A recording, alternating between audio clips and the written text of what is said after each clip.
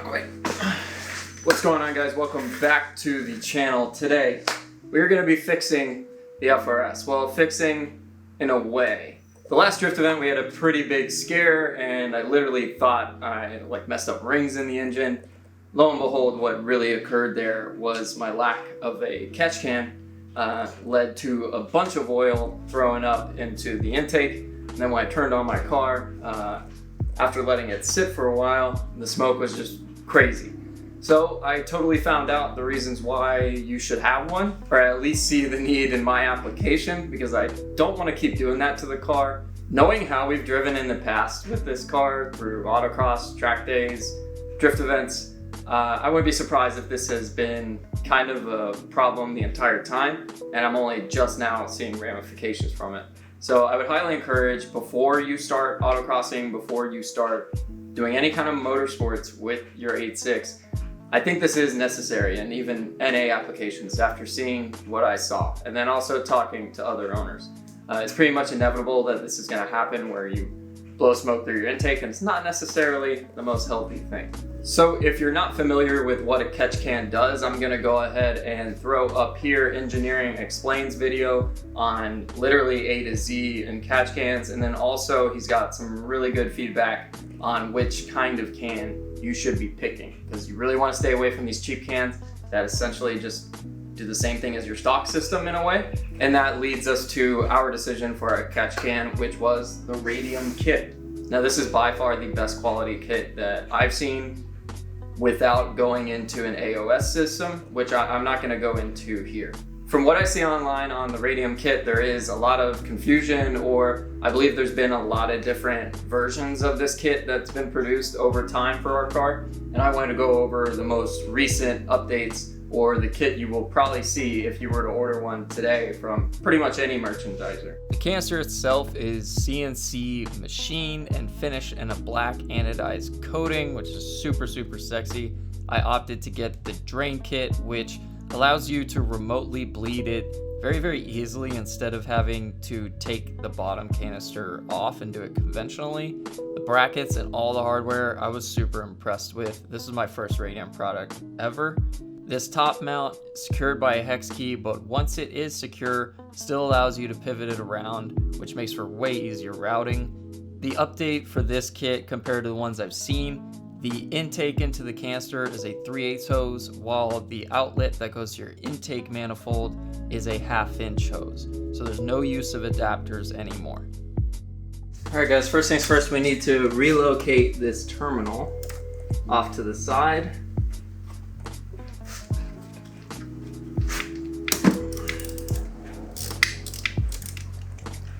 So we also need to remove this ground here, since the mounting bracket uses this hole. Alright guys, so I ran into a little thing that I think might just be my particular case here with this battery tray setup, but I'm having to unclip the battery harness from at least the first portion, and then the second clip over here that's more towards the engine, I'm leaving for now. I'm gonna see if I can get away with that. My number one thing right now is I just want to see if this fits. So I'm going to go ahead and probably disconnect the battery, put it off to the side, and just see how this is going to work out. Damn, like barely, but I think we're going to do it.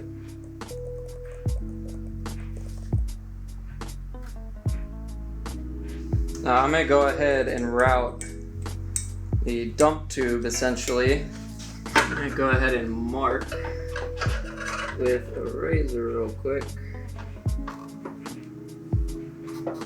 where I want that first cut.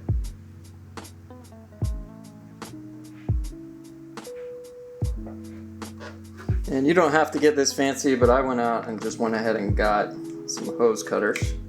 That way, hopefully I can be nice and precise. Nice.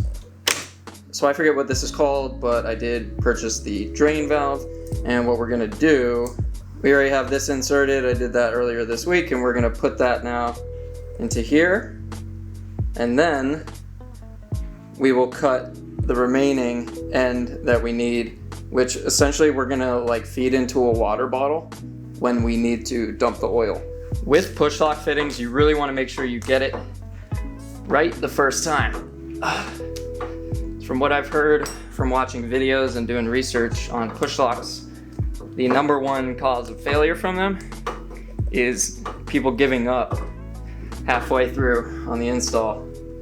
And then, yeah, it just eventually comes apart. I would say we're pretty solid there. Pretty cool looking thingy. All right, guys, we are gonna get to installing this officially, hopefully. So first things first, we're gonna route it in here, then slide this ground underneath the bracket.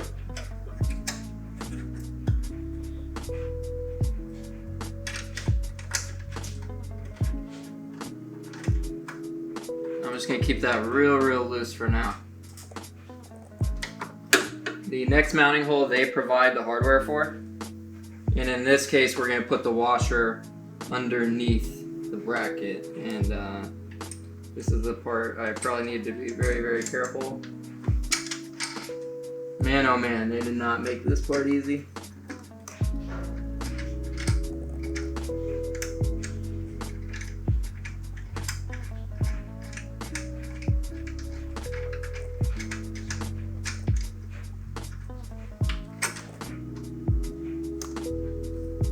Barely got that on. So we just have one more bracket back here in a stock hole that we removed earlier. Now the left-hand drive kit, you're gonna have one unused washer. The third washer is for right-hand drive vehicles that don't have this terminal underneath the bracket, so they need a washer to even it all out, but we do not. And at this point, we can tighten everything down.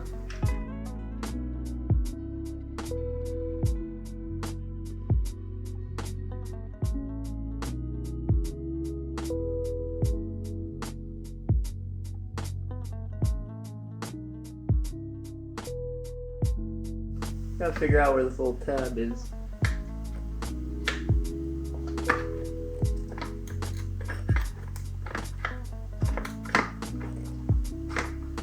Well, I do not want to break this off. I guess that works. Looks like we have no hose clamps whatsoever on top here on this stock system. It also looks like this one is so easy to get off, which is our PVC side. That is the one that we want to get off here. And it actually is coming out so easy. I don't know if you guys can see that, but that was disturbingly easy to get off. Down here, however, this is where the PCV valve is, and I'm gonna go ahead and bust out the GoPro, so hopefully I can give you guys a good angle of this. Alright, so I'm keeping the shot wide so you guys can hopefully see where it leads. So this is that intake tube we had, and then down here is the actual PCV. And I'm hoping I can just kind of yank it out. Oh, I just punched myself right in the face. Alright guys, so I'm gonna keep going on the GoPro here, but now we can route our lines for where they need to go. And I'm gonna do the most annoying one first, I would imagine, which is the 3/8 line that goes down into the block of the engine.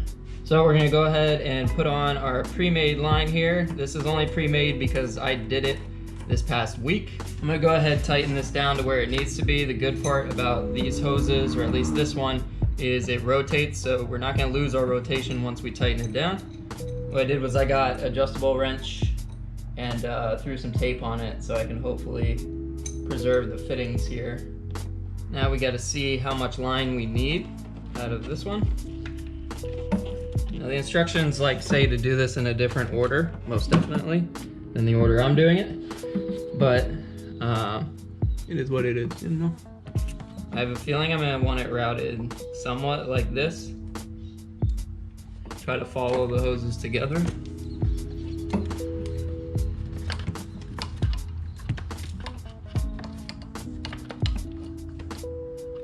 So, make sure I got a good amount of slack too. I think that's right around here. I'm really glad I got one of these cutters, honestly.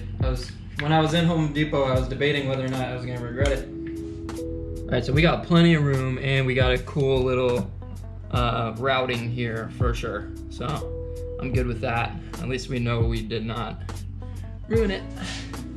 So the rest of the install was pretty self-explanatory. You can see me here routing the hoses to make the second cut, which goes up to the intake. I just wanted to make sure I did it in its final form before I made the cuts, because obviously the measurement does change depending on how you route it. Once I was all good there, I just went ahead, cleaned up the area, and got to work pushing it on. It is an extremely awkward place to work in. I would highly advise making sure the hose is like disconnected entirely so you have as much maneuverability as possible. Now, oddly enough, this hose down here, the 3/8 hose, was really easy to get on, but the hose clamp was very difficult. What I ended up doing was very long screwdriver, very small set of pliers, and eventually got it down there. Now, once you're at this point, it's really up to you how you want to do things. I opted to use zip ties and just tried to move them around in ways where you might not be able to tell it's a zip tie, then just made sure everything was absolutely tight as can be so there won't be any issues. Now I want to show you guys real quick how I ended up routing the drain kit. Your drain kit is going to come in a separate box, but it comes with a plug originally. You remove the plug and instead replace it with the drain. And you can see here I put it down here, so hopefully, and I have a little zip tie here kind of holding it away from there. Hopefully if I do ever need to fill it up, what I'll do is grab a water bottle, come down here, put it into the hole, and then you just flip this lever, and when it's like this, that means it's flowing out. When it's the opposite, when it's cut off, that means it's actually cut off. So I believe at this point we have covered the entire kit A to Z. In my case, like I mentioned in the video prior, I had a really tight fit with my battery kit. I don't know if that is my own thing with the lightweight battery setup, or if that is a tight fit across the board for everybody, but that's probably the only thing I found that was remotely tricky. Other than that, I really love the kit, love the quality, and I like the update of not having to use adapters, which I saw in all the other videos that I watched leading up to buying the kit, except for like one. So I really didn't know what I was buying in a sense.